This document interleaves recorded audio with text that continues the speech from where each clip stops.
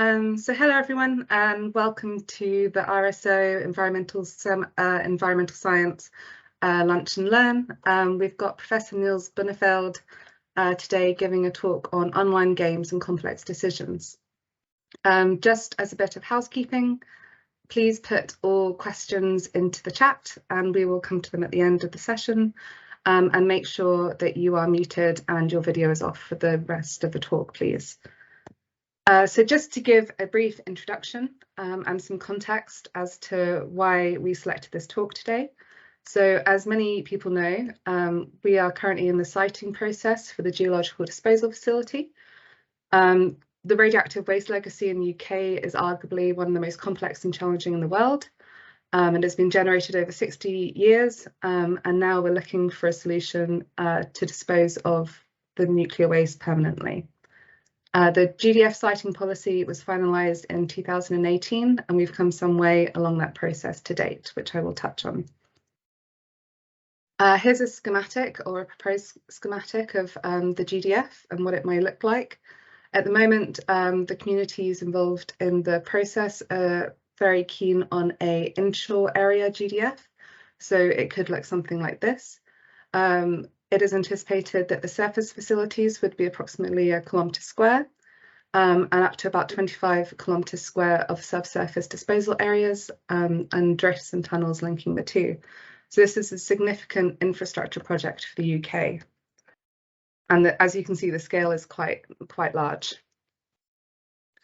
So the UK government policy for the Geological Disposal Facility is based on the Working with Communities policy. And it is a consent-based process, which means that a GDF will only be built where there is a suitable site and a willing community. If you're interested, you can have a look at these documents on this page to read further into this. Policy requires us to deliver both a suitable site and a willing community, so it will be not enough to have one or the other. We cannot build without a suitable site, as it won't be necessary to get the licenses and permits to construct and operate the facility. However, there needs to be public and political support behind the project, which is where the requirement and policy for a willing community relates to the recognition of this, and this is an attempt to put some structure around that in the way that regulatory processes are already put around the requirements for a suitable site.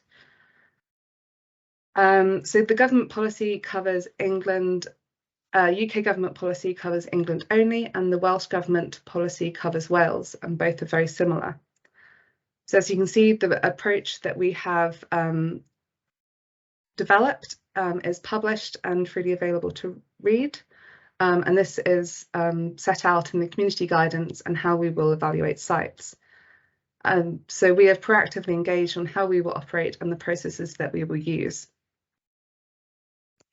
So just to give an update as to where we are, so there are currently 4 communities in or near the community partnership stage. I think they're all in the community partnership stage now.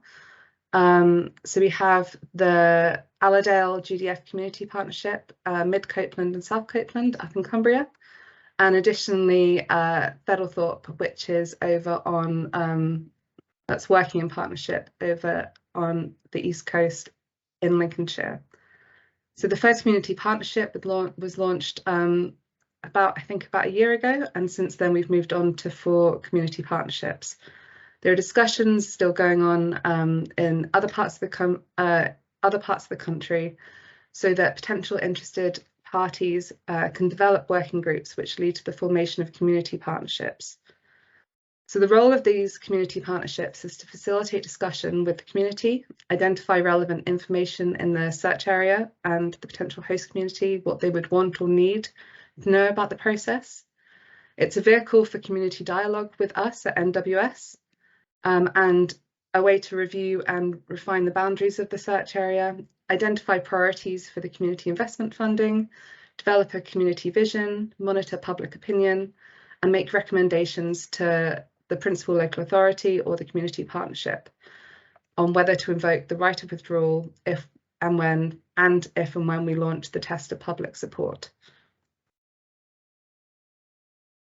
So here you can see the process. So people come to us as an interested party.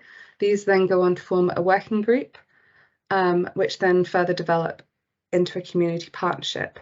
And as you can see that we're at the stage where we're transitioning from working groups into community partnerships, but also starting to start site evaluation. And so the siting process begins with initial discussions with us at NWS on the proposed location for a GDF. This can be initiated by anyone or any group of people with an interest in the siting process. And once there has been initial exchange of information, it is agreed that this could be a potential place that we could site a GDF. This then moves on to forming a community partnership and subsequently a working group and then subsequently a community partnership. So here's, I guess, a summary of some of the timescales that we're thinking about. So when community partnerships are formed, they have access to up to £1 million a year in community funding, which can be applied for. And this continues, as you can see, over quite a long period of time. So there are questions about how to, I guess, maintain engagement and communicate the work that we are doing over potentially really long periods of time. So let me have a look. Yes, and this will continue over 100 plus years. So for example, the design, construction, operation, and closure of the GDF will take up to 150 years, and we're not expecting to place the first waste up until 2050s. So there is still time to reduce GDF inventory and optimize design, which is part of the research and work that we're doing at NWS. Siting at the moment is progressing with engagement of 4 potential host communities, but as I mentioned, other communities still have time to come forward. And this is partly why the RSO has been established to help support more broadly research questions and collaboration between international organisations and universities. So just to touch on the RSO, who is hosting this webinar today. So the purpose of the RSO is to foster, nurture and grow the interdisciplinary and collaborative R&D effort in the UK to underpin geological disposal.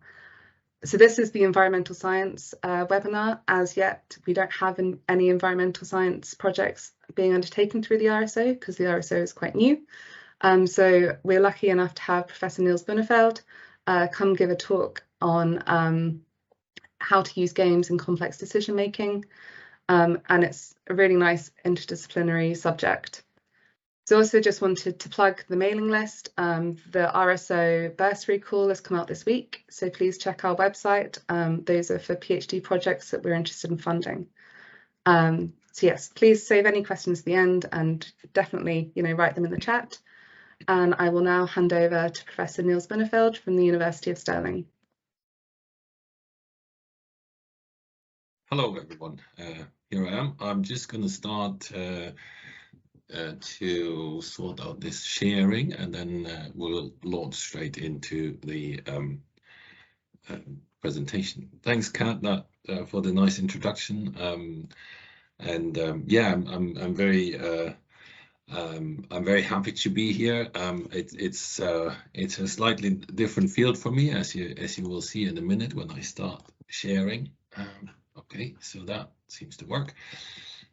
So as you can see here from the title, I put in biodiversity conservation. That was, so to speak, my case study for these games to understand kind of community perceptions and decisions. And so today I'd like to give you a bit of an overview of what we've done in the last 6 years almost, and how this could maybe potentially be transferred or applied to the GDF. Of course, before I start, I'd like to say that this has been a hugely interdisciplinary project with social scientists, natural scientists, computer scientists, and so forth. So a very creative process and a very interdisciplinary process.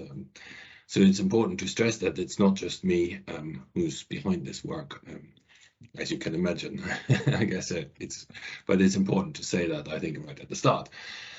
So where do we come from with our idea? Well, Over a few years ago, I thought in terms of research, I thought there was a bit of a gap looking at kind of the multiple conflicts that we experience these days. And here, for example, you see conflicts over food security, farmed salmon, over biodiversity, extinction rebellion.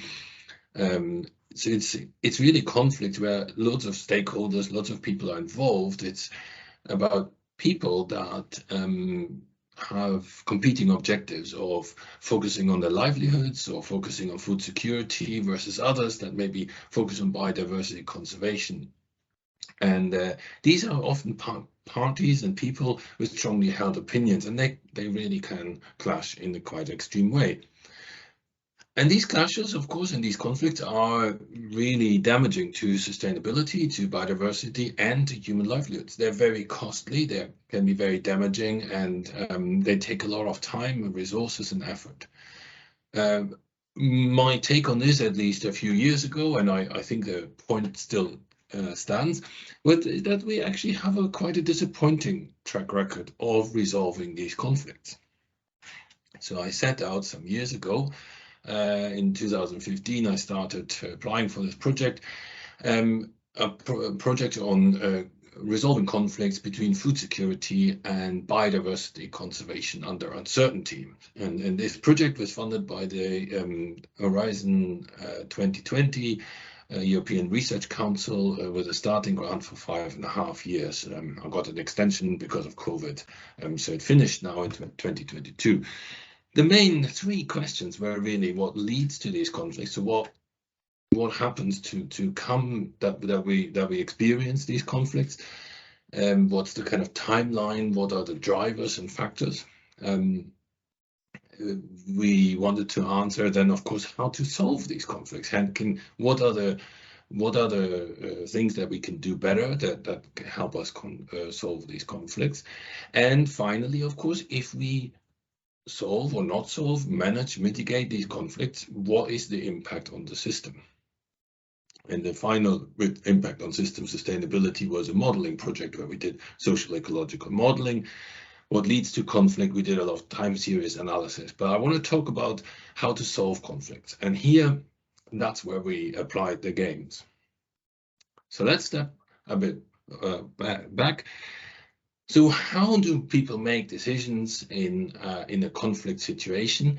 We can go back to the very beginnings of a prisoner's dilemma idea, of course, where if two people are in a system where they have different options, in this case, for example, cooperate or defect, then if the situation is as it often is, it means that the people can't trust each other, and the best option, given the decision of the other players or the other person, the other player, the best decision for each of them is defect. Even though cooperate or uncooperate would give you the highest payoff, but because every time you cooperate, the other one could defect and take home 5 points rather than 3 points for cooperate and cooperate. The other one would also defect, and we move to the situation at the right bottom corner of defect and defect. And we have loads of situations where this has actually happened, of course, where situations end up in this kind of free rider problem, and then the other person or other player in this situation, in this kind of decision-making situation, also decides to defect. Greenhouse gas emissions could be one example. If defection is the rational and it makes sense to do that, unless there is a real effort to change this.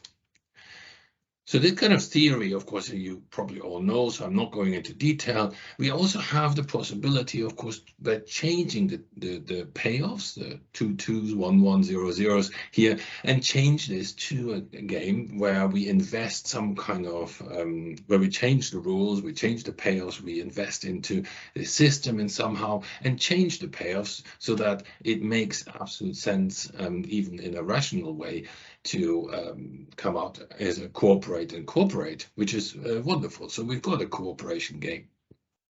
Okay, so this is just a very quick recap of the very basic theory of this, and this has of course developed and so. But I want to throw in the mix here another really important but independent line of research a bit, and that is the idea of governing the commons by Elinor Ostrom.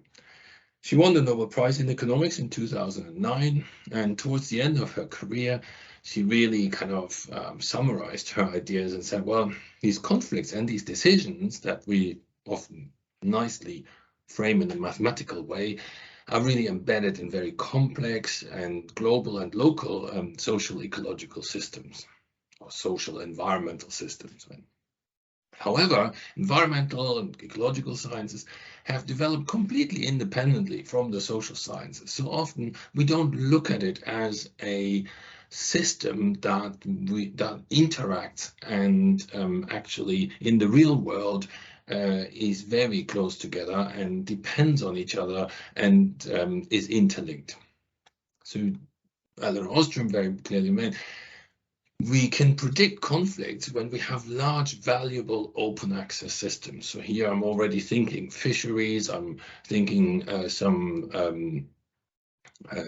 agricultural systems, I'm thinking grazing, but I'm also potentially, of course, thinking of systems large and valuable, like the one Kat just explained in terms of the GDF. And she also, Elinor Ostrom also predicted that users are in conflict when there's no communication, no rules, norms, and trust. So what we wanted to do is take this further and think, so how can we go from the simple math and the economics of game theory to very complex social ecological systems? So how can we test this in a way that takes care of that complexity and the interaction between these systems? And I think in the modern world as well, we want to think about how can we engage more people than a few here and there. And that's where I got into kind of games, because engaging 1 billion people, as you will see in my next slide, is not such a crazy idea when we think about using games. Of course, it's a bit of a aspiration rather than something that we have already achieved. But if you think about games, right, there are a lot of games already that have environmental content, such as Minecraft. You have areas, you have landscapes that you can shape, that you can manage. We've got Animal Crossing, for example, that was really during the pandemic got a lot of attention. And these kind of games already have environmental content. You can build things, you can change things.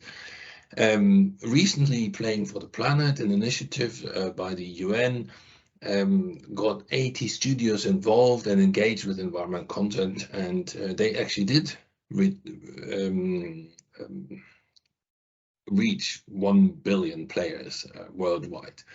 It's only a small fraction of the actual players, because one of the reviews of game playing for the found out that there are actually 2.7 billion players worldwide that play games every week. So it's only, well, a bit more than a third of the people we need to reach. Anyway, this is not the topic of my talk, but I just wanted to highlight the potential that we're here talking about. So these are really quite aspirational games, big games, Minecraft, Animal Crossing, and so forth, SimCity, there's many of them. But for the research project, we thought, okay, so let's step back and come back to our idea of the conflicts between biodiversity and food security and food production. So we designed this game, as you can see here in front of you. And it was a very, very simple game. So we've got 4 players, and this was played on a tablet computer. We've got 4 players, and each player has 9 fields. They are adjacent of each other, and there's little white dots there meant to, in this case, meant to be geese, but we also played it with elephants, we played it with forest deforestation and so forth. But what you can do here is you can chase away with a horn, so to speak, you can chase away the geese or the elephants, and they go to another field. You can shoot them, so you can just kill them and say, no, I don't want any of this on my field. You can set aside land, the grasses, and that would attract them, or you can just simply farm. So you got actually quite a simple set of choices to make. And for each of these choices, we have, of course, attached some kind of scores, and we communicate these scores with people, and you can see that under different conditions, you can farm, you get 4 points. You can farm and scare, you have to pay for the scaring 1 point. You can farm and kill, and you get -2 points, and you can sacrifice your crops and set aside habitats for these, and you can get a subsidy. This depended a bit on the round. So we played different versions of the game with people, and we changed the kind of policy or the subsidy in these games. So what we then were interested in is to know on the landscape what were the decisions people would make. And here you see an example from our decisions over time. This is a Scotland subset, and this was framed around conflicts over geese that feed on agricultural crops, and we played this with farmers in Scotland. And you can see the decisions they made. So in the baseline model in the top left corner, you can see that most farmers started with relatively few farming decisions, and then killed a lot of geese right at the start, but changed kind of their tactics a little bit over time. The tactics changed a bit over time in all of these games, in all of the 4 games. But what is interesting here is, of course, in how far killing and habitat was used as a strategy, and scaring. So people switched their strategy depending on the subsidies they would get. Interesting is also, I mean, you would get a subsidy for provisioning habitats, or even a bonus when you agglomerate a lot of habitat together. So when you cooperate with others, people always like to leave a little bit of the killing in the game. They like to always do a bit of everything, rather than thinking, oh, they have figured out a strategy to get to where they wanted. Lots of people kept quite a balanced or quite a diverse strategy. So these are kind of really, I think, really interesting results already out of this, that, yeah, there was a diversity of strategies. And even though maybe in some, for example, in the baseline, killing would have been a very good strategy to get rid of the geese and do a lot of farming, that was not what they wanted to do. They mixed it up with scaring and so forth. So really interesting results already from this. Together with this, we did a questionnaire, and we asked participants in this game questions about trust. You can see trust in Scottish natural heritage, now called Nature's God, trust in government, the Rural Payments Division, RSPB, NFU, all these kind of, the trust in the community, and questions about equity, so ability to influence decision making, fair allocation of funding, and so forth. So these are things we wanted to know, what are the attitudes and the perceptions of these people that play these games. So at the end, what we did then, of course, and here I present this across all the games that we played in this project, and these were games in Scotland, Gabon, Kenya, and Madagascar. what came out of all of this is that when you have a treatment, so when you have a subsidy, when you subsidize certain actions of the habitat, plus the trust, that's when you see the biggest effect size. Same with equity. So do you feel that it's a fair distribution of resources? Do you feel you have a say in this project? Also, together with the treatment. Many other many other factors did not make any difference, education, age, and then you see smaller effects of age, of round, and also group familiarity. So when the group was, which comes back maybe to the kind of community trust idea, when people knew each other well in the group of 4 that played these games, then they would be really influenced by the decisions, the lag decisions from the previous round, and would make more kind of pro-conservation decisions, or land conserved, you know. So so that was a way to combine the data from the games with the data from the questionnaires. So in the next step, what we want to do is really move this online, and we have made a first attempt of this, so to speak. So there's a link where you can use that you can go to and play it out. It's the same idea. You can already see your 9-field landscape there, and you can farm, you can scare, you can shoot, and you can conserve land. So the idea is here, if you play it more often, you will see that we have 3 versions. So there's little birds on it, there's like geese, there's elephants in another game, and there's aliens. So we really want to know if you have experienced these situations with any of these creatures, so to speak. Do you respond differently than when you're faced with a context that you're not familiar with? So, for example, aliens, but also if you have no elephants in your landscape, such as in Scotland, then you maybe respond differently and make different decisions in this game. So I just want to take a bit of time as well now to tell you about another game, which is a bit more aspirational. So you have to think that the games that I just showed you took us, of course, a lot of effort to think about what we want to play, what is the relevant context, what do we. So the science of it, of course, takes time to develop, but the technicalities of such games are fairly simple. I mean, as you can see, they're fairly simple, and we worked on this with researchers. For the next game, we worked with Hyperluminal Games in Dundee. And it's a much more complex game that we're working on at the moment. Sorry, it's not a more complex game. It's just it took us longer to develop.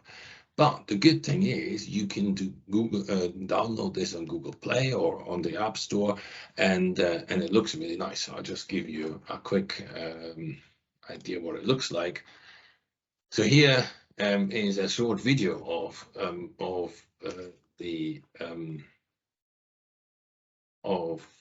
the game, and you can see there's a landscape, and in that landscape you can place a power dam. So a little bit closer already to your idea of maybe the GDF. So you have to place a power dam, and that floods a large area. Depending on the dam size, you can see here that it floods small areas, larger areas. That means it will destroy communities, it will destroy biodiversity, and both fish biodiversity and forest biodiversity.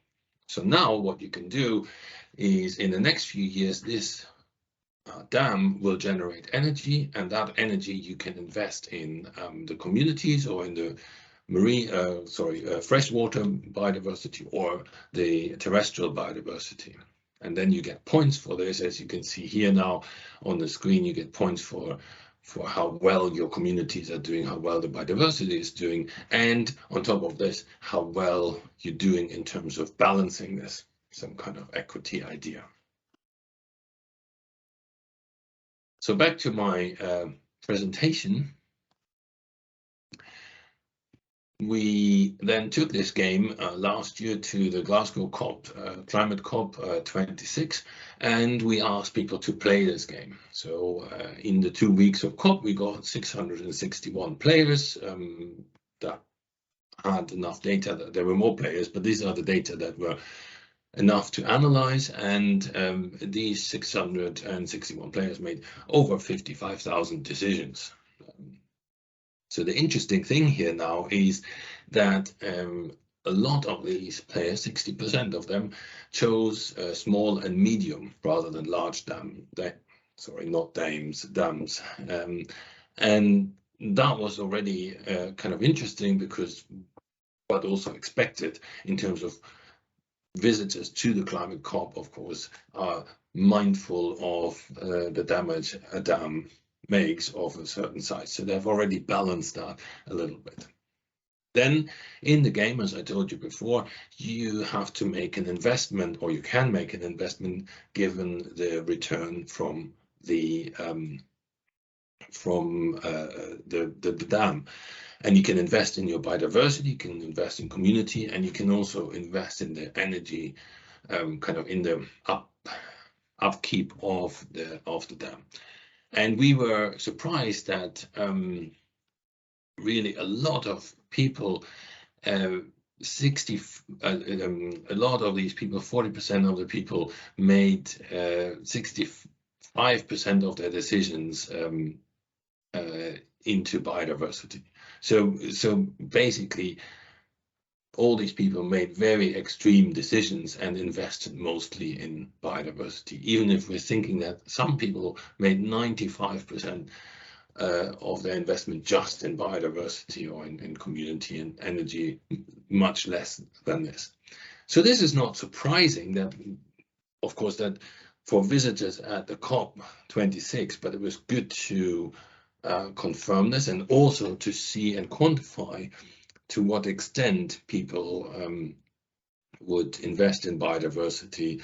For example, we would have expected that maybe more people would also invest in community. That was one of the messages, I think, of COP26, that climate biodiversity can only happen when we invest in communities. So that was a very interesting first result, and we're working on, of course, now doing more case studies and also promoting the game for more people to play it. As I said before, you can just download this game on Google Play and the App Store. It's for free, and it's quite fun to play, I would say. So what have we learned from this, from these specific games and results that we had in this project? We've learned that group familiarity and community trust leads to pro-environmental decisions. We have learned that environmental policies and payments can work, but they interact with trust and other social factors. And we've learned also from the games that interest group can have strong views and strong actions in the decisions they make in the game, of course. So what would that potentially mean for the governance of policy? What can we learn from this?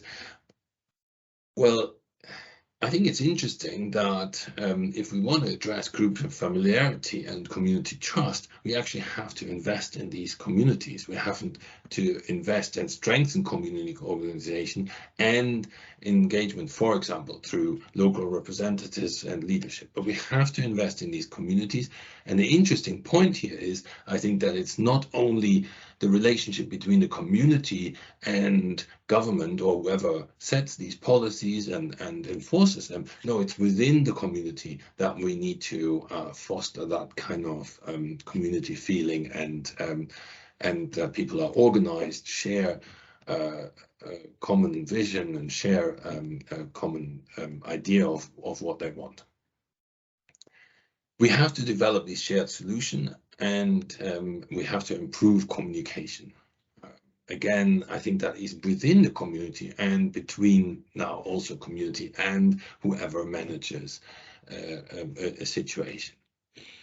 And I think we also have to make the point, even though it has been made many times before, that we have to provide fair payments for environmental actions. We cannot assume that that people don't know the price, or that this will all come for free.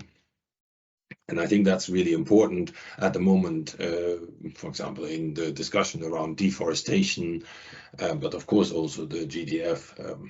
Yeah.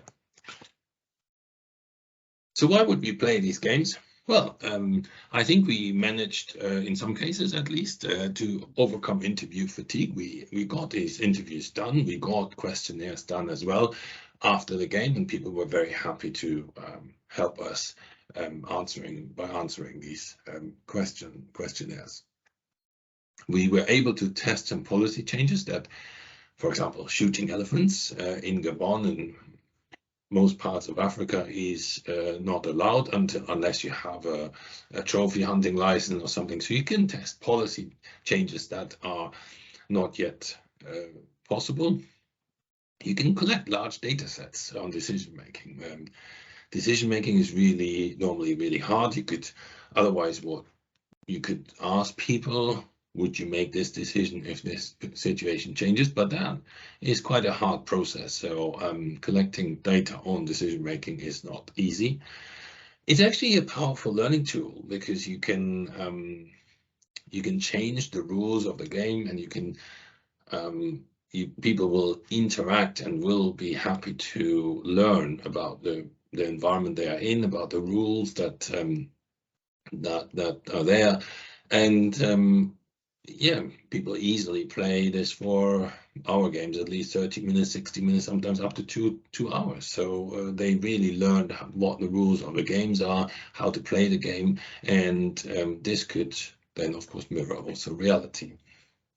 And I think what is also important here, it's interdisciplinary, because we can link the economics and the social situation with the ecology and the conservation and environmental sciences. So we'd love to do this and expand this. Again, we've got a first step in the right direction, I think, but there is more potential. For example, interacting maybe with Minecraft, or building our own games, using mini games, using more complex games. It doesn't have to be all very expensive, but it's more the kind of the science and the creative process that we need to engage with, I think. So yeah, just to recap, I mean, these trust and fair payments are important. That came very clearly out of our project, and what was also interesting, the environmental topics can connect kind of global policy and local people. So people were talking about, after our games, we're talking about sustainable development goals, deforestation, biodiversity loss, and what that meant for the local situation. So again, for the GDF, maybe really important, we are aware that we have nuclear waste, and how does that affect local sites, and yeah, so that really sparked that discussion as well. I think it's still underused. There's loads of people playing games, building games. There's loads of expertise out there. I don't think we have used this much in policy or local action, and we maybe need to start collaborating with game companies, NGOs, universities, so and really bring in the game companies. So yeah, so I think what is interesting, what comes out of this, is that we can discuss here maybe after this talk. Is there a potential to use games with the GDF? Here's some ideas about it. The games could help to facilitate an exchange of information, making decisions, how to place waste in facility, thinking about the costs.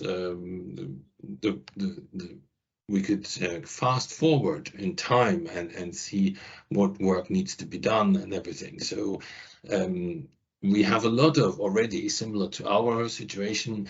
There is a lot of environmental data and modeling already happening, and we could integrate games in there to aid the decision making, and but also use that environmental data to underpin these games, and then feed the game decisions back into this modeling.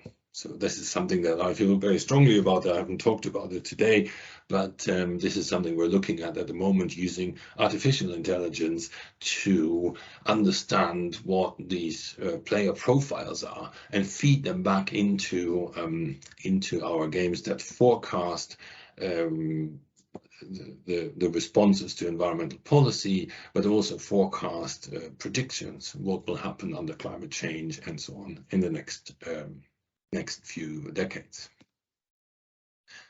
So yeah, so there are lots of ideas, and I think we will use some time now to discuss this, about, gather information on community views, kind of non-standard approaches, or combining them with more interview-based and town hall kind of based approaches.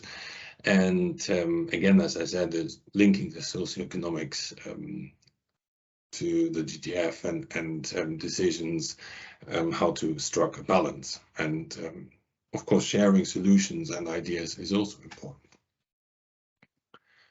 And of course, like with many of these projects, just such as the GDF, but also food security, biodiversity conservation, climate change, they have in common that we need to develop community engagement and interest. And well, just to finish off, most people like to play. In fact, 2.7 billion people every week play games around the world. So it seems quite a popular thing to do. So maybe we should, maybe we could make more use of this and really collaborate with this idea of gameplay and research and community engagement. Thank you very much for listening to my talk, and yeah, I'm happy to answer any questions and discuss further.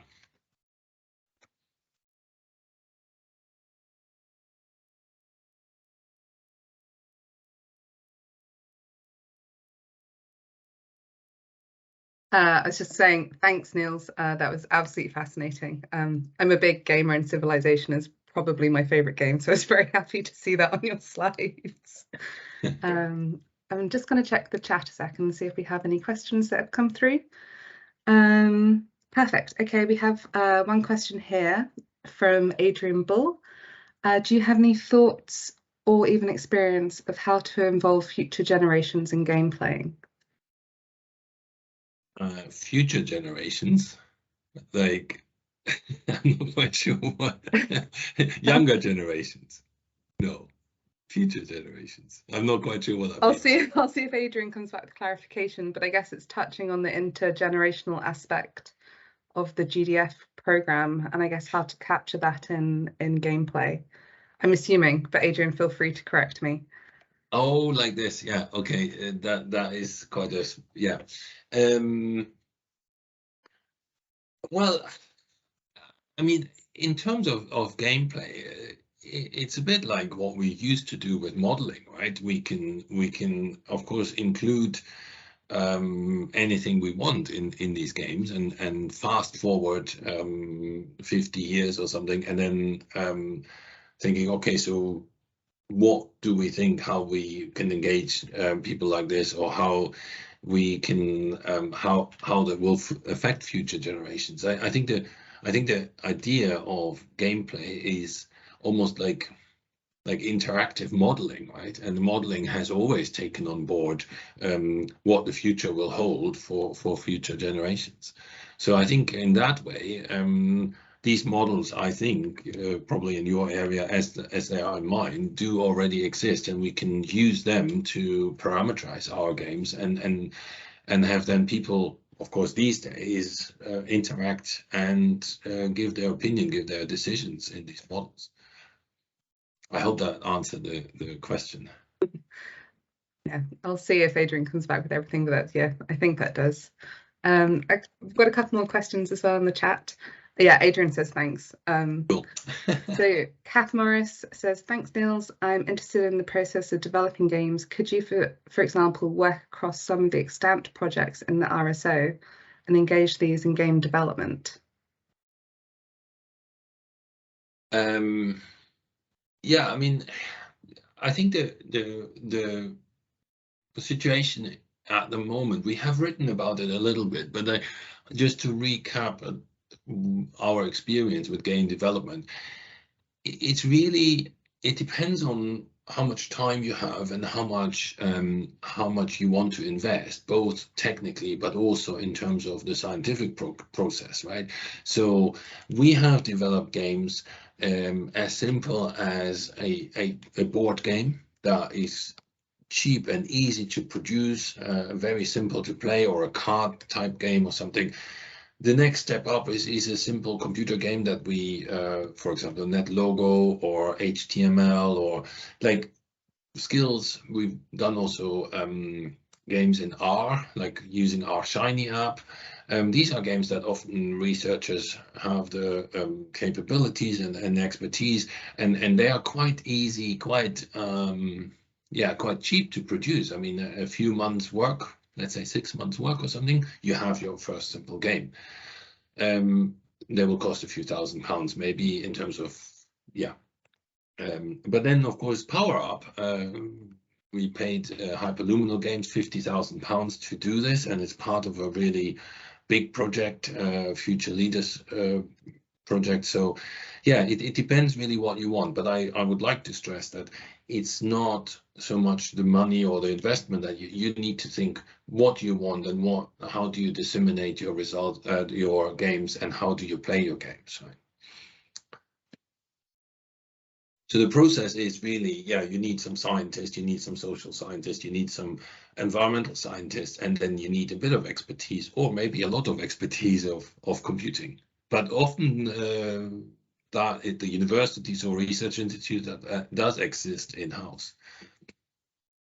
That's really good. I would say comments and questions and discussion are coming in thick and fast. So I think the next question is from Roy Payne, who asks, taking this theme, does game co-creation with local communities itself become a comms and engagement opportunity?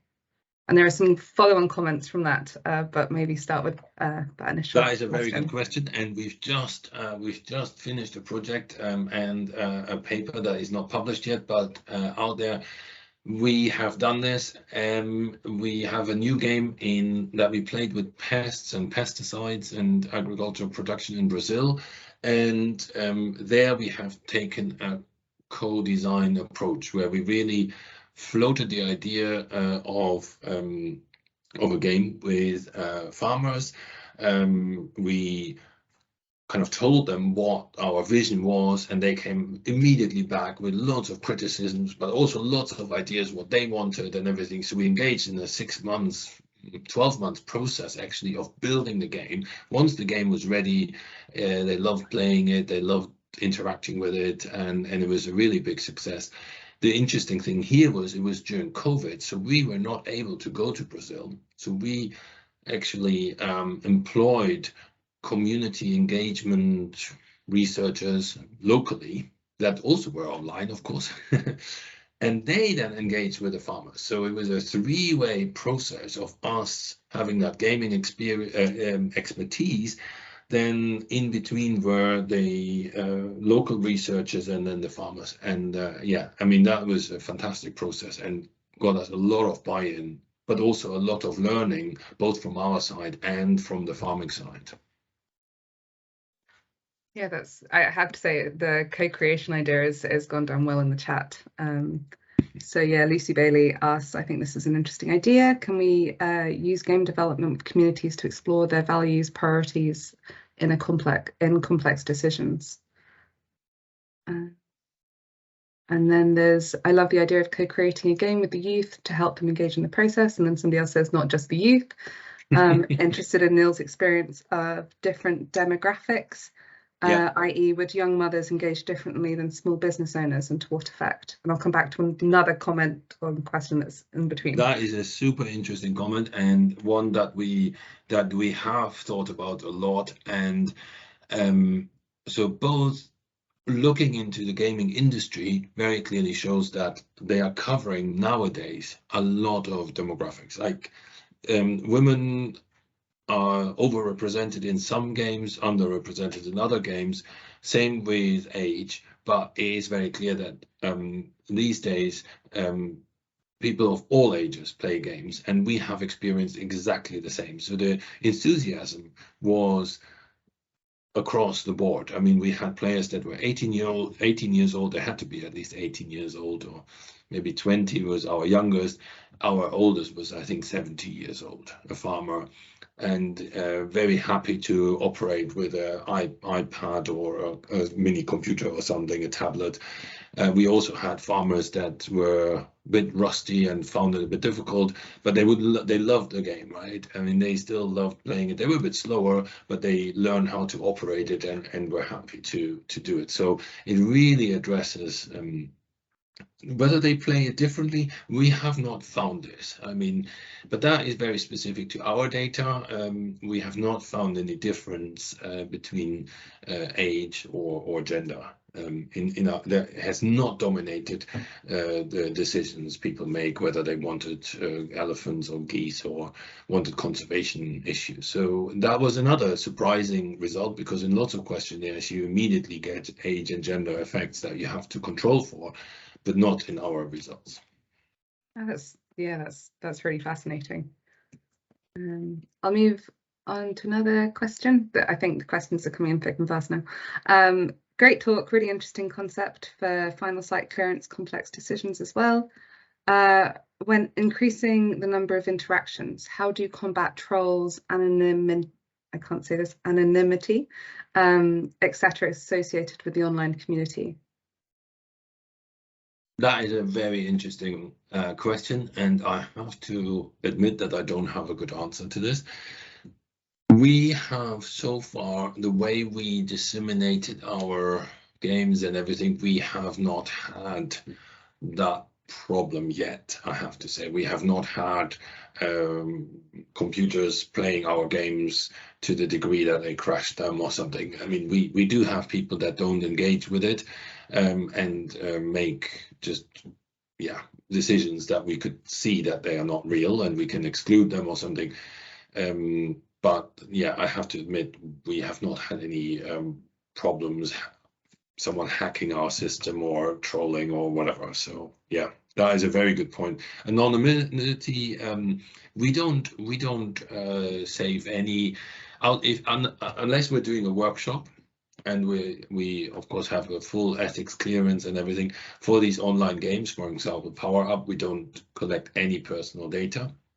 So it's very anonymous. The only data, location data we collect is the country from where you log into the game. So again, we have an ethics clearance for this, and we made a conscious choice that we said, no, we don't want to collect any more data than this, because we don't want to get into problems there. Yeah, I guess, yeah, that's a trade-off within itself.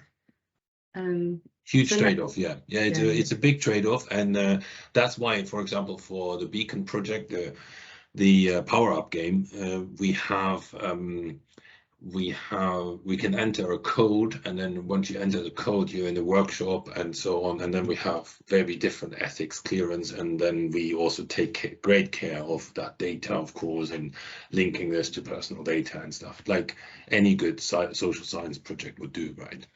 Yeah. That makes sense. Another question here, what research do you undertake to get a handle on the range of values in play from a social perspective? How do you model social value as a diverse dynamic in communities? That's quite a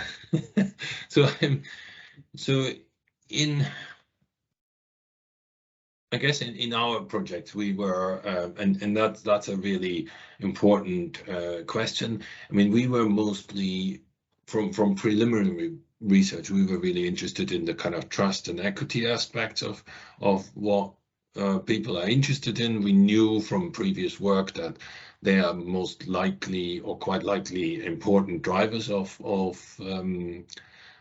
behavior and decision making. So that's how we investigated this. But of course, from a social science perspective, it is important that either there is already preliminary research or papers written about this, or you need to do pilot studies, of course, or of trying to understand this, right? I mean, it has to be a solid, it has to be a solid process, and the investment, like with any good social science research project, has to be into, what the diverse values people have, and making sure that the game accounts for this and really speaks to them. Yeah. I hope that answered the question. Yeah. Yeah, there are quite a few comments and questions. Someone will have to remind me when we're due to close the meeting. But otherwise, if you're happy, I'll continue. So there's a comment here from David Brazier saying that there was a serious game presented yesterday on URAD Lunch and Learn for pathway evaluation process, but I could not follow it, and I wasn't paying full attention. But it generated 0 questions, so I'm sure it was not just me.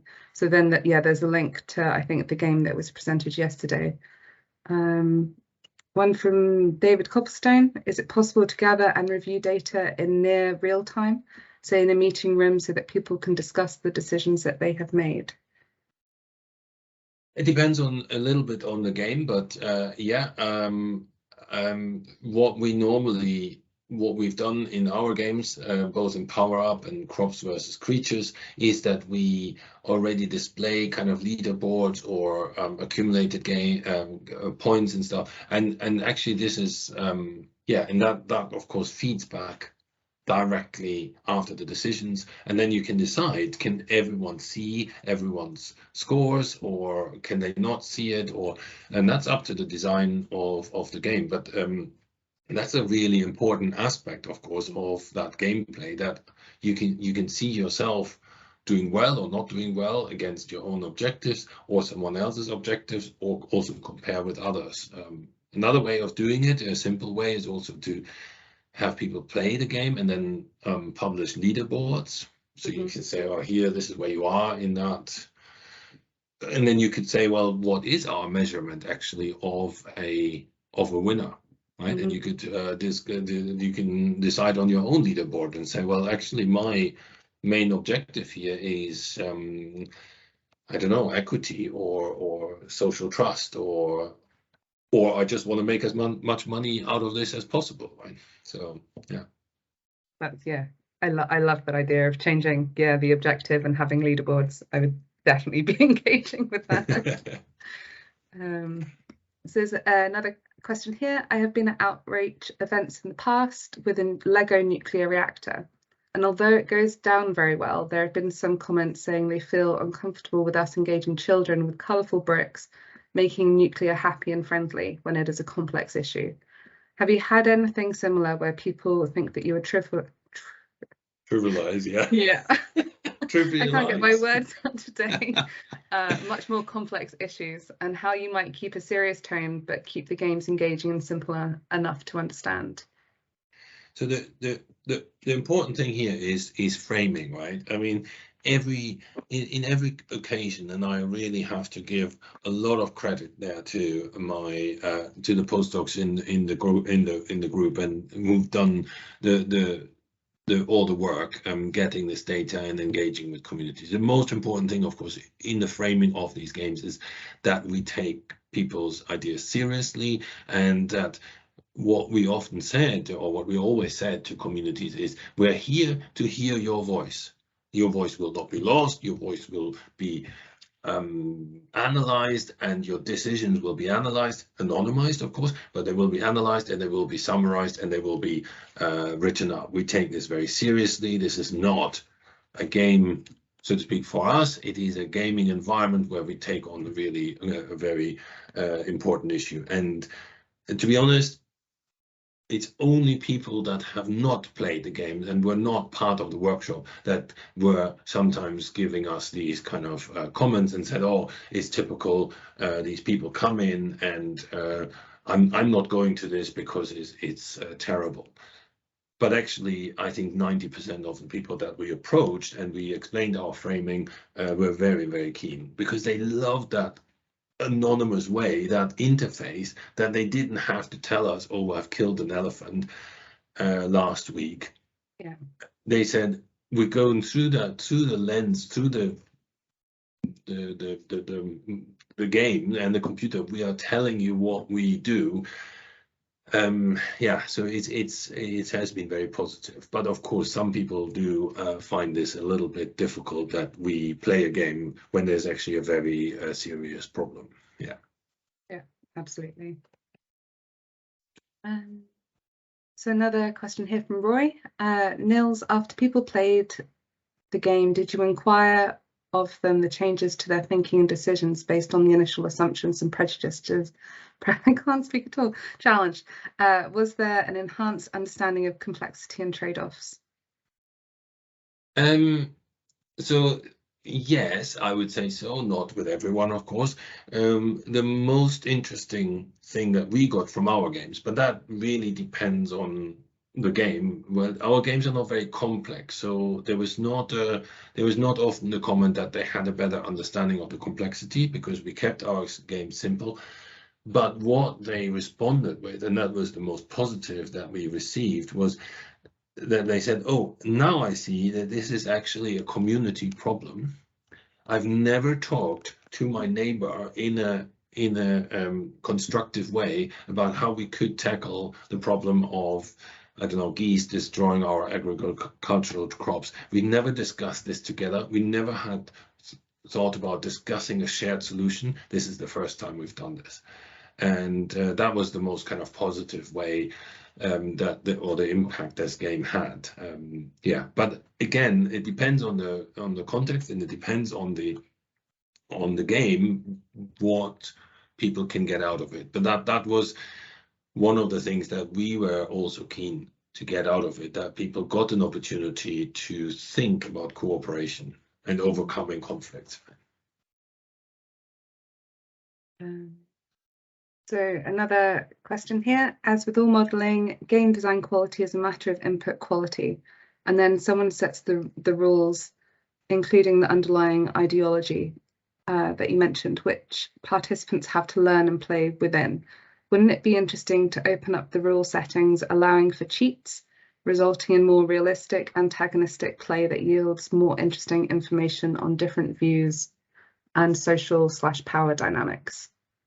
Absolutely, I totally agree. I mean, this project was very clearly on conflict versus cooperation. If the project had been on, I mean, it was a scientific project, right? It was not a community project, and that was the scientific question. But yeah, of course, cheating is a super interesting problem, and would have been very interesting and can be incorporated into games.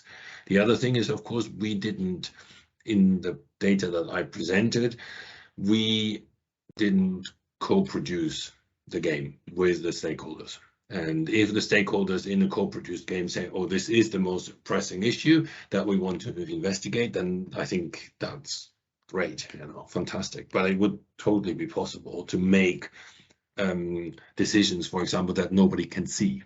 And then all of a sudden you see the scores coming out and you think that does not reflect the decisions that were made. So you could have cover-up decisions or something like this, right? Mm-hmm. Yeah, sorry. No, that's good. No, go on. It ties into, I guess, the next question, which is, to what extent are player behaviours in games reliably honest, i.e. representative of their behaviours in the real world? Perhaps they'd behave in games differently. Yeah, so yeah, that's a huge problem. Two answers I have. One, we did ask people, and I would say about 80% of people said they took the same game seriously and they played it as if it was in the real world. Then, of course, 10 or so said, oh, I just wanted to win the game. And then 10 or so percent said, oh, I just wanted to enjoy myself and I had a great time. So that's just an assessment for now, or an evaluation. The other answer, the second answer I have to this problem is, I mean, that's the problem with a lot of research approaches, right? If you ask someone, do you know that they will give you an honest answer? I think it's the same problem. So I think many of our research methods have that problem, and yeah, I think the time will tell, and I think the next few years potentially we can come up with a project that will actually test this. We'll play a game, and then over the next few years monitor whether things have changed or not, or people's actions and behavior have changed. We don't know yet, is my honest answer. Yeah. I think this might need to be the last question, if that's okay. It is when people are forced to make a decision, such as in a game, that they can identify their values. I think games could be a valuable tool for exploring this. Have you had any experience of people recognizing their values after engaging with such games? Has playing the game helped them to realize what was important to them? Yeah, so I think the most important or the most interesting thing, coming back to my previous answer a bit, is that people were really surprised sometimes, especially, for example, here in Scotland when we played it, surprised how much they had in common with their neighbours, how much it was actually a landscape scale problem, geese and damage to agricultural landscapes. And they said, "Oh, from now on, we will meet and discuss things." So in many cases, it has actually led to new friendships and new cooperations where people didn't interact much before, and they say, "Oh, this has really highlighted this to us, that we're neighbors, we're good neighbors, and we want to work together." And we don't agree. We don't have to agree on absolutely everything. People would also sometimes shout at each other at the game and say, like, "Why did you do that? You know, this was still a silly choice," and there was discussions and everything. But the main part was they agreed that they should work together and talk to each other, you know. And I thought that was a huge success. That's yeah, fantastic. So I'll close the session there, I think. Just to say, I've already had emails in my inbox saying what a fantastic talk this has been. So thank you so much for your time and energy and everything today. It's really nice to hear about something that isn't GDF, but you can clearly see the links as to what we're doing. So yeah, I'd just like to say thank you to Nils. And yeah, thank you for everyone for all the engagement and all the comments. Yeah, thank you for all the comments. That was absolutely wonderful, and thanks, Kat, for managing us all effectively and efficiently. So fantastic, yeah. Thanks everyone, and yeah, any discussions or something, I mean, it's easy to find my email, and I'm on Twitter, and get in touch if you're interested in games. I've got loads of experience to share, and if you have any questions, you don't have to always involve me or something. It's also fine to just ask a question and say, if we wanted to do it, where would we start, or what is a good company to work with? I've got quite a few experiences there, and so on. So give me a shout. I'm happy to answer any questions. That's really appreciated. Thank you so much, Nils. All right. So with that, yeah, we'll close the session. Thank you, everyone. Thank you. Bye. Bye.